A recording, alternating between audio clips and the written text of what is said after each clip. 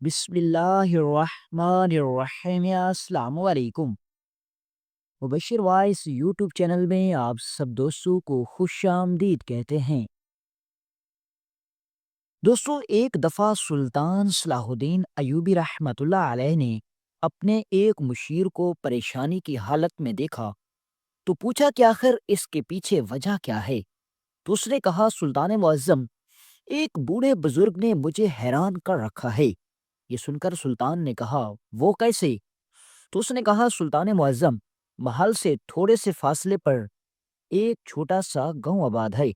اس گاؤں میں ایک خوبصورت مسجد ہے۔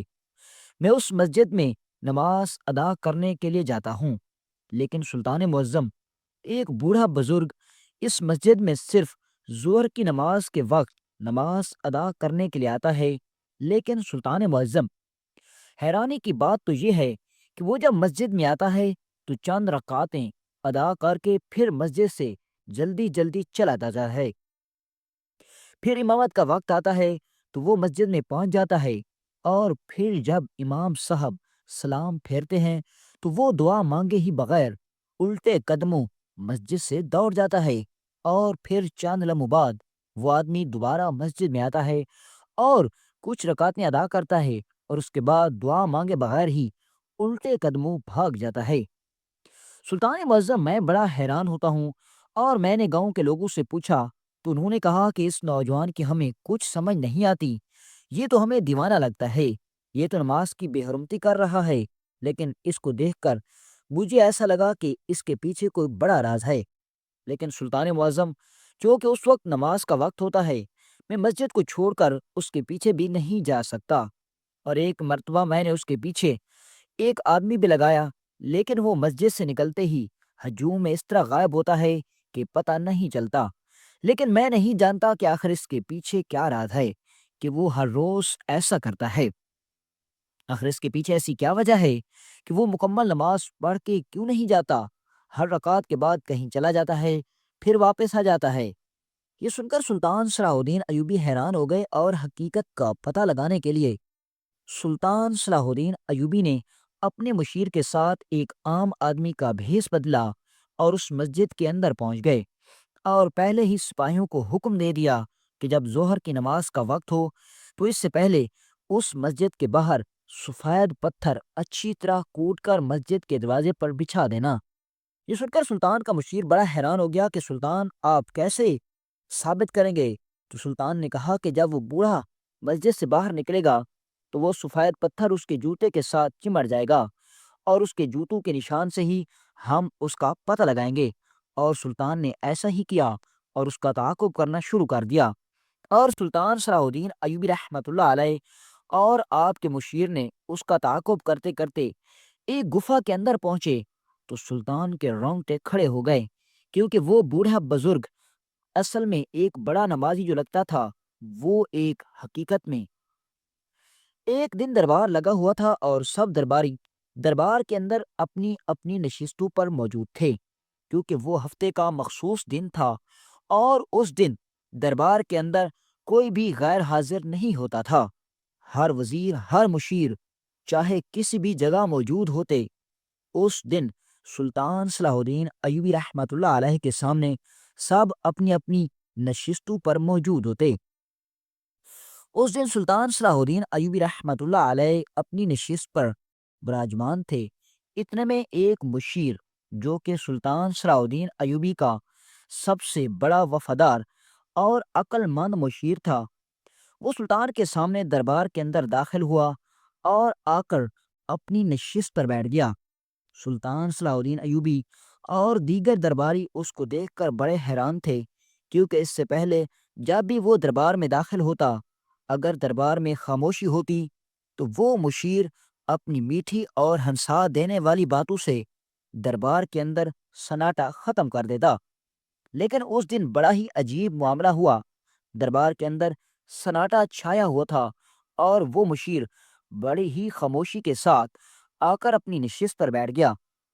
سلطان صلاح الدین ایوبی رحمۃ اللہ علیہ نے باقی وزیروں اور مشیروں کی طرف دیکھتے ہوئے کہا، اے میرے وفادار مشیر، آج کیا ہوا؟ آج تم اتنے پریشان کیوں ہو، اور آخر تم ایسی کیا سوچ میں پڑ گئے ہو کہ دربار میں بیٹھے ہوئے بھی تم کوئی بات سوچ رہے ہو؟ تو یہ سن کر اس نے کہا، نہیں سلطان معظم، کوئی پریشانی نہیں ہے۔ تو سلطان نے کہا، نہیں، کچھ خاص بات تو ضرور ہے، ورنہ ایسا کبھی نہیں ہوتا، کیونکہ تم جب بھی اس سے پہلے دربار میں آتے تھے تو دربار میں سناٹا ختم کر دیتے تھے۔ آج تمہارے آنے کے بعد سناٹا مزید بڑھ گیا، آخر وجہ کیا ہے؟ تو یہ سن کر اس نے کہا، سلطان معظم، شاید میں جو آپ کو بات بتاؤں وہ آپ کے لیے معنی خیز نہ ہو، بلکہ سب درباریوں کے لیے اس کا کچھ فائدہ نہ ہو، لیکن جو میں آپ کو بتانا چاہتا ہوں وہ بڑا ہی ایک عجیب منظر ہے۔ یہ سن کر سلطان نے کہا، مجھے تمہاری کسی بھی بات کی کوئی سمجھ نہیں آ رہی، بتاؤ آخر تمہاری پریشانی کی وجہ کیا ہے؟ تو اس نے کہا، سلطان معظم، میری پریشانی کی وجہ ایک بوڑھا بزرگ ہے۔ یہ سن کر سلطان صلاح الدین ایوبی نے کہا کہ تم مصر کی عظیم سلطنت کے عظیم اور وفادار مشیر ہو، اور تمہیں ایک بوڑھے بزرگ نے پریشان کر رکھا ہے۔ آخر کیا وجہ ہے؟ کیا تمہارا اس بوڑھے بزرگ کے ساتھ کسی کاروباری وجہ سے کوئی جھگڑا ہوا ہے، یا پھر کوئی زمین کا معاملہ ہے؟ تو یہ سن کر اس مشیر نے کہا، نہیں حضور، آپ تو جانتے ہیں کہ میں دنیاوی دولت میں بالکل بھی دلچسپی نہیں رکھتا، معاملہ کچھ اور ہے۔ تو سلطان نے کہا، بتاؤ پھر کیا بات ہے؟ تو اس نے کہا، سلطان معظم، محل سے تقریباً 2 میل کے فاصلے پر ایک چھوٹا سا گاؤں آباد ہے۔ وہ گاؤں بڑا ہی خوبصورت اور شاد باد ہے۔ ایک دن میں اس گاؤں کے پاس سے گزرا تو مجھے ظہر کی نماز کا خیال آ گیا، کیونکہ اس وقت ظہر کی نماز کا وقت ہو رہا تھا۔ تو میں نے سوچا کہ کیوں نہ اس گاؤں کی مسجد میں ہی ظہر کی نماز ادا کر دی جائے، کیونکہ محل تک پہنچتے پہنچتے ظہر کی نماز کا وقت نکل جائے گا۔ تو سلطان معظم، میں ظہر کی نماز ادا کرنے کی وجہ سے اپنے سپاہیوں سمیت اس گاؤں کی مسجد کے اندر چلا گیا، اور سلطان معظم، جب میں اس مسجد کے اندر نماز پڑھنے کے لیے گیا تو مجھے اس مسجد کے اندر وہ سکون ملا، وہ راحت ملی جس کو میں بیان نہیں کر سکتا۔ حضور، وہ مسجد اس گاؤں کے غریب لوگوں کی خون پسینے سے کمائی گئی مزدوری سے بنائی گئی تھی۔ اس مسجد کی تعمیر میں ہر غریب، ہر مسکین کی خون پسینے کی مزدوری شامل تھی، اور حضور، اس مسجد میں نماز پڑھنے کا جتنا لطف مجھے وہاں آتا تھا، مجھے کسی اور جگہ نہیں آیا۔ بس یہی وجہ ہے کہ میں ہر روز وقت نکال کر، چاہے میں کہیں بھی ہوں، میں کوشش کرتا ہوں کہ میں اسی مسجد میں جا کر نماز پڑھتا ہوں۔ سلطان معظم، جب میں وہاں ہر روز جانے لگا تو میں نے ایک چیز محسوس کی کہ ایک بوڑھا بزرگ جس کے سر پر ایک خستہ حال پگڑی ہوتی ہے، پیروں میں پھٹے ہوئے جوتے اور جسم پر پھٹا ہوا خستہ حال لباس، کپ کپاتے ہوئے ہاتھوں کے ساتھ وہ مسجد میں داخل ہوتا ہے، اور ظہر کی نماز کی پہلی سنت ادا کر کے پھر مسجد سے جلدی جلدی الٹے پاؤں چلا گیا۔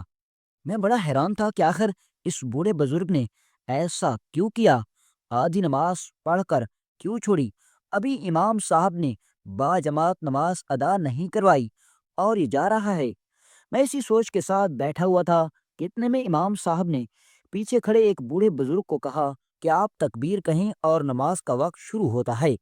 سلطان معظم، حیرانی کی بات تو یہ ہے کہ وہ بوڑھا بزرگ جو کہ آدھی نماز چھوڑ کر چلا گیا تھا، بس جیسے ہی ہم نے جماعت مکمل کر کے سلام پھیرا تو میں نے دیکھا کہ وہ بوڑھا بزرگ پہلی صف کے اندر با جماعت نماز ادا کر چکا تھا۔ میں بڑا حیران تھا۔ اتنے میں امام صاحب نے اجتماعی دعا منگانا شروع کی تو میں نے پھر ایک حیرت انگیز منظر دیکھا۔ میں نے دیکھا کہ پھر وہ بوڑھا بزرگ بغیر دعا مانگے، بغیر اپنی نماز مکمل کیے الٹے قدموں چلا گیا۔ میں پھر اس کو حیرت سے دیکھ رہا تھا، لیکن پھر میں نے سوچا کہ شاید اس کو کوئی کام پڑ گیا ہوگا، اسی وجہ سے بقیہ نماز شاید اپنے گھر جا کر ادا کرنا چاہتا ہوگا۔ ہم نے اپنی دعا مکمل کی، اور جب میں نماز ادا کرنے لگا اور جب میں نے اپنی بقیہ نماز ادا کر کے فارغ ہوا تو میں نے پھر بڑا ہی حیرت انگیز منظر دیکھا۔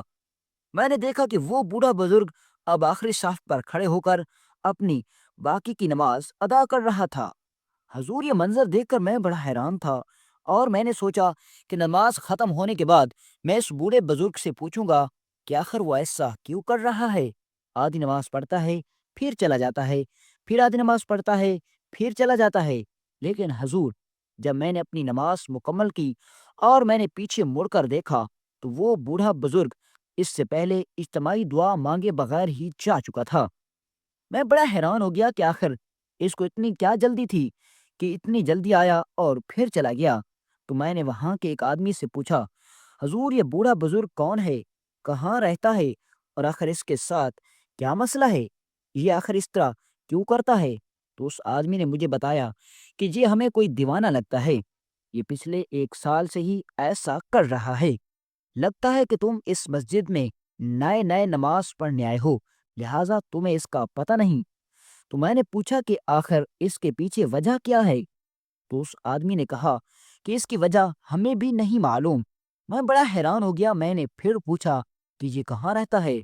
تو اس آدمی نے کہا یہ ہمارے علاقے کا نہیں ہے، بس ہم نے اس کو جنگل کی طرف جاتے ہوئے دیکھا، لگتا ہے کہ کہیں جنگل میں ہی رہتا ہے، لیکن آج تک کسی نے یہ ضروری نہیں سمجھا کہ جا کر معلوم کریں کہ آخر یہ بوڑھا بزرگ کہاں رہتا ہے اور آخر ایسا کیوں کرتا ہے۔ سلطان معظم یہ سن کر میں بڑا حیران ہو گیا اور میں نے سوچا کہ کل جب یہ بوڑھا بزرگ آئے گا تو میں نماز کے دوران ہی پوری کوشش کروں گا کہ اس سے معلوم کر لوں۔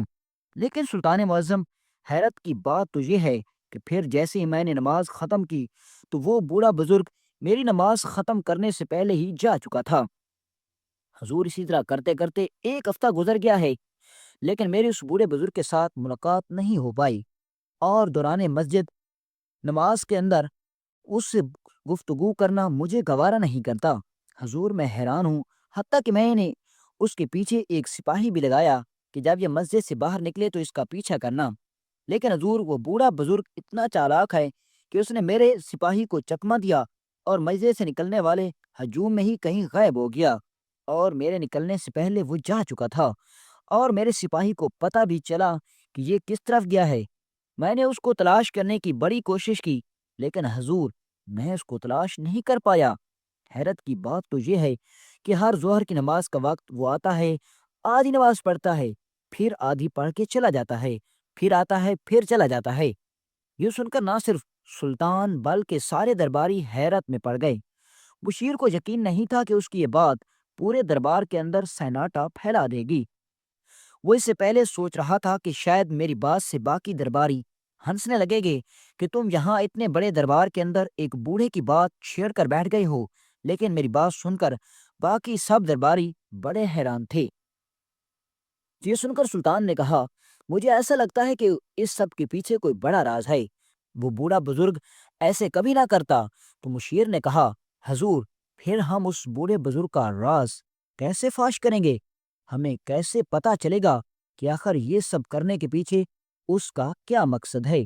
تو سلطان نے کہا، میرے پاس ایک ترکیب ہے، ہم اس ترکیب پر عمل کر کے ہی اس بوڑھے بزرگ کو پکڑ سکتے ہیں اور اسی طرح اس کا پیچھا کر سکتے ہیں اور یہ راز فاش کر سکتے ہیں۔ دربار میں کھڑے ایک وزیر نے کہا، حضور، ہم اس کو آخر کیسے تلاش کریں گے جو ظہر کی نماز کے بعد ہمیں دکھائی نہیں دیتا؟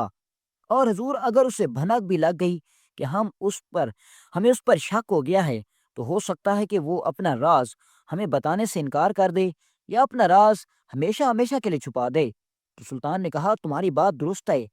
اس لیے سلطان نے سپاہیوں کو حکم دیا کہ فلاں پہاڑی پر چلے جاؤ، وہاں تمہیں سفید پتھر ملیں گے، سفید پتھر لا کر تم ان سفید پتھروں کو اچھی طرح کوٹ کوٹ کر پیس لینا، اور ظہر کی نماز کے دوران وہ پتھر آ کر مسجد کے آگے دروازے پر ڈال دینا۔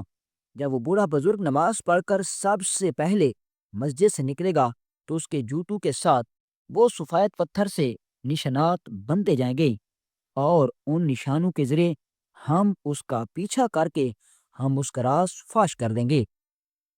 یہ سن کر سلطان صلاح الدین ایوبی اور آپ کے سب درباری حیران ہو گئے اور کہا، حضور، اگر وہ بوڑھا بزرگ ہمارے جال میں پھنس گیا تو اس کا راز فاش ہو جائے گا۔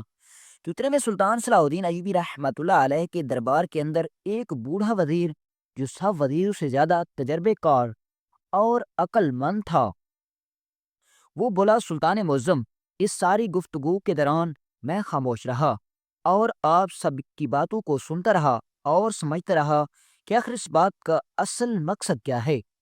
سلطان معظم وہ بوڑھا بزرگ مسجد میں آتا ہے، آدھی نماز پڑھتا ہے، پھر چلا جاتا ہے، پھر پڑھتا ہے، پھر چلا جاتا ہے۔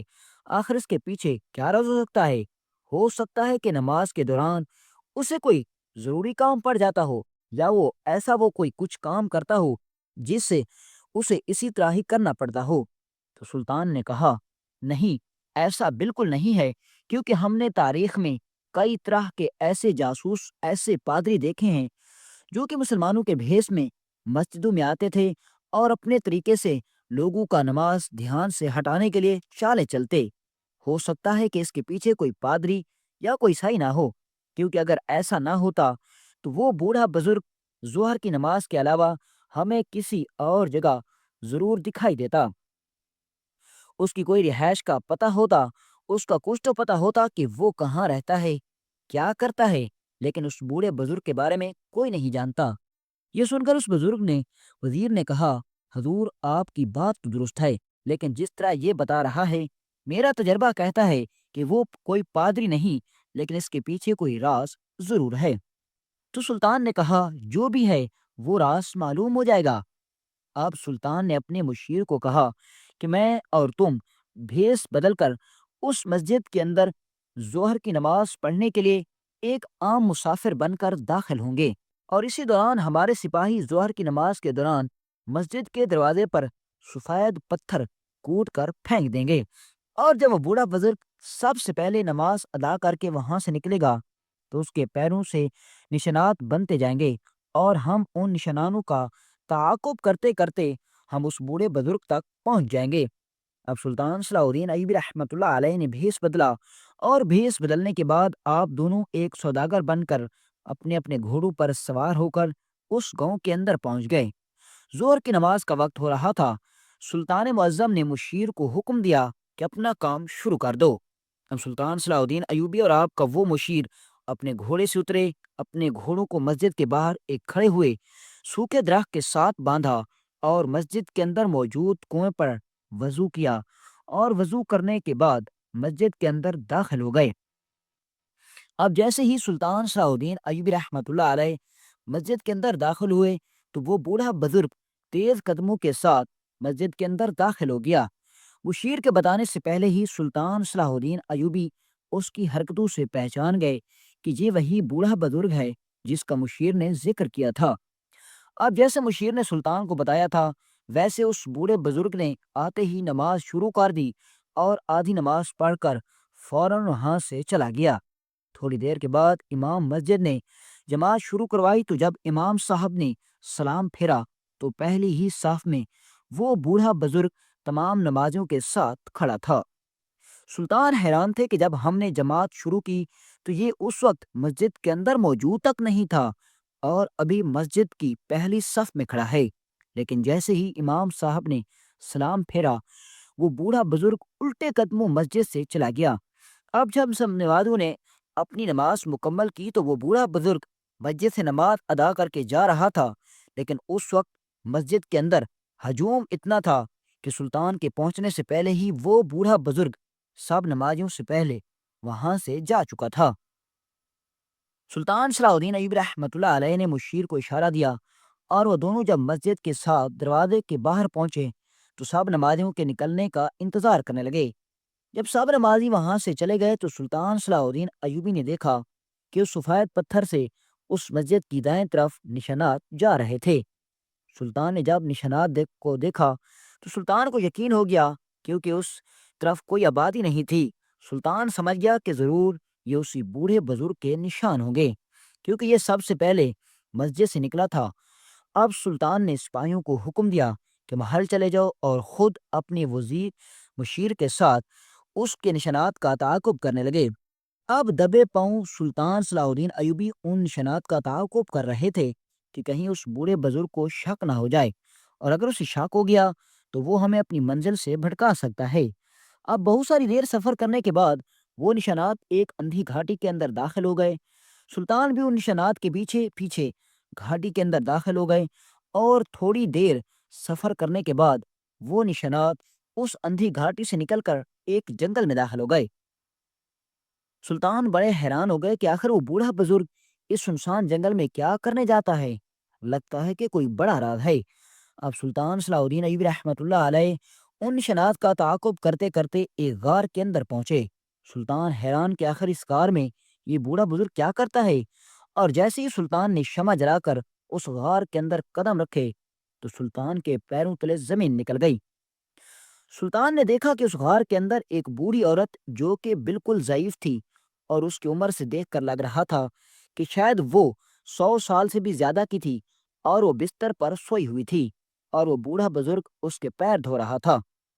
یہ دیکھ کر سلطان حیران ہو گیا کہ آخر یہ بوڑھا بزرگ اس بوڑھی عورت کے پیر کیوں دھو رہا ہے، آخر یہ بوڑھی عورت اس کے رشتے میں کیا لگتی ہے۔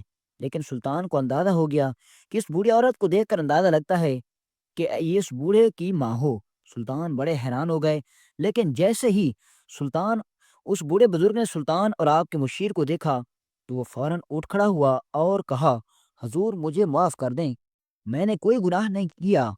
تو یہ سن کر سلطان نے کہا، تمہیں ڈرنے کی کوئی ضرورت نہیں، لیکن حیرانی کی بات تو یہ ہے کہ آخر تم اس مسجد میں اسی طرح آدھی نماز پڑھ کے پھر کہاں غائب ہو جاتے ہو، پھر نماز پڑھتے ہو پھر غائب ہو جاتے ہو، اور آخر یہ بوڑھی عورت کون ہے، آخر یہ سارا ماجرا کیا ہے؟ تو اس بوڑھے بزرگ نے کہا، حضور میں آپ سب کو حقیقت بتاتا ہوں، یہ بوڑھی عورت میری ماں ہے۔ حضور بس میری ماں صرف ظہر کی نماز کے دوران ہی سو جاتی ہے، اور بس مجھے صرف ایک ہی وقت نماز کا ملتا ہے، لیکن حضور جب میں نماز پڑھنے کے لیے مسجد میں آتا ہوں تو پھر میرا دل کہتا ہے کہ کہیں ایسا نہ ہو کہ میری ماں کی آنکھ کھل گئی ہو اور اسے کسی چیز کی ضرورت ہو اور میں وہاں موجود نہ ہوں۔ کیا میری نماز قبول ہوگی کہ میری ماں مجھ سے کوئی چیز مانگ رہی ہے اور میں اللہ کی عبادت میں لگا ہوا ہوں؟ حضور اس وجہ سے میں مسجد میں جاتا ہوں، آدھی نماز پڑھ کے پھر الٹے قدموں اپنی ماں کے پاس آتا ہوں، اپنی ماں کو اپنی آنکھوں سے دیکھتا ہوں کہ پھر مسجد بھاگتا ہوں، پھر نماز ادا کرتا ہوں، پھر اپنی ماں کے پاس آتا ہوں اور اس کی دیکھ بھال کرتا ہوں۔ حضور پچھلے کئی سالوں سے میں اپنی بوڑھی ماں کی اسی طرح خدمت کر رہا ہوں۔ حضور میرے پاس رہنے کے لیے کوئی جگہ اور کرنے کے لیے کوئی کام نہیں، بس اللہ کے فضل سے ہمیں 2 وقت کا کھانا مل جاتا ہے۔ میں اپنی ماں کو بھی کھلاتا ہوں اور خود 2 وقت کا کھانا کھا کر اللہ کا شکر ادا کرتا ہوں۔ یہ سن کر سلطان صلاح الدین ایوبی رحمۃ اللہ علیہ بڑے حیران ہو گئے کہ اس عمر میں بھی اس بوڑھے بزرگ کو اللہ تعالیٰ نے اتنا فرما بردار بنا دیا کہ اپنی ماں کی اس عمر میں اتنی زیادہ خدمت کر رہا ہے کہ اپنی ماں کے لیے اپنی زندگی وقف کر دی۔ دوستو امید ہے کہ آپ کو یہ سبق آموز اور دلچسپ واقعہ اچھا لگا ہوگا، اور اگر آپ کو یہ واقعہ اچھا لگا ہو تو ہمارے اس یوٹیوب چینل کو سبسکرائب کریں اور ہمارے اس ویڈیو کو اپنے دوستوں کے ساتھ ضرور شیئر کریں۔ ملتے ہیں انشاءاللہ نیکسٹ ویڈیو میں ایک دلچسپ اور سبق آموز واقعے کے ساتھ۔ اجازت دیجیے، اللہ حافظ۔